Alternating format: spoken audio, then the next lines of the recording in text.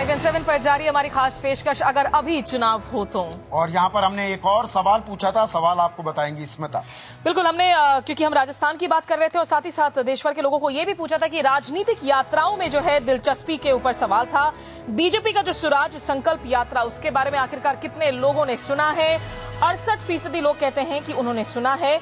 कांग्रेस की संदेश यात्रा के बारे में 61% लोगों ने सुना है। 39% वो लोग हैं जिनका कहना है कि उन्होंने इसके बारे में नहीं सुना है। और राजस्थान से हमारे साथ जुड़े हुए हैं खास मेहमान भी। राजीव जी, यहां आपसे जरूर जानना चाहेंगे कि ये जो आप कह रहे हैं कि विकल्प नहीं हो पा रहा है कांग्रेस बीजेपी के बीच में, तीसरे क्या कोई फैक्टर्स बनते हुए नजर नहीं आ रहे हैं आपको यहां पर?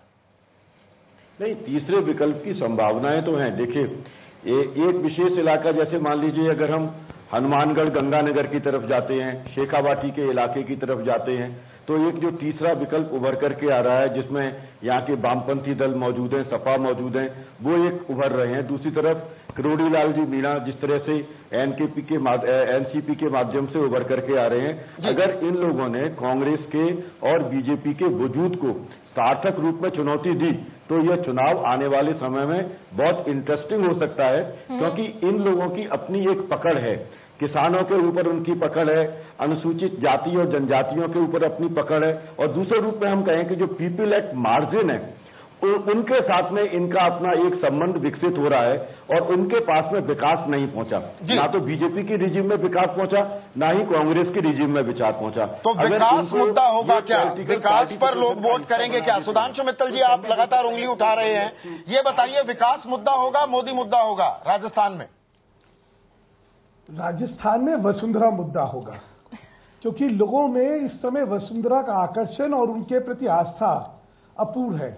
मैं एक चीज और कहना चाहता हूं, राजस्थान के अंदर एक बड़ा अजीब फिनोमेना है जो हमें समझना चाहिए। मुझे बड़ी खुशी थी कि अभी शायद सिंह साहब ने इस बात को ध्यान दिलवाया कि राजस्थान में जब विधानसभा का चुनाव होता है तो बहुत ही क्लोज होता है।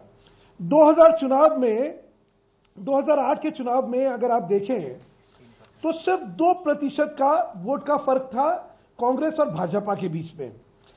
2003 में हम दोनों के बीच में बीजेपी को 4% ज्यादा थी।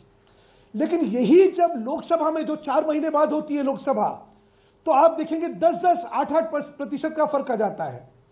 तो राजस्थान का एक ये भी कैरेक्टर है कि जो वहां पे सरकार बनाने वाला है वो उसको लोकसभा में भारी मोहब्बत भी मिलने वाला है।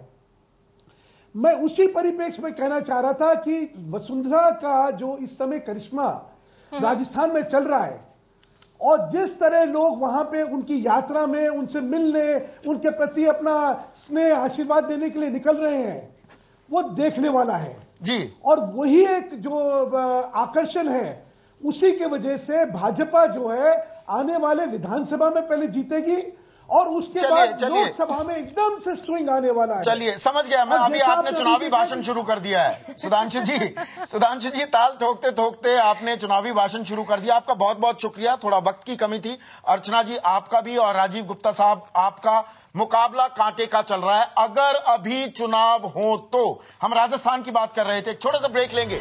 ब्रेक के बाद तस्वीर उत्तर प्रदेश की, क्या वहां मोदी का कोई असर होने वाला है? क्या बीजेपी की जो डूबती नैया है वो कुछ खिवैया उसे मिलता दिख रहा है? ब्रेक के बाद 8 बजे।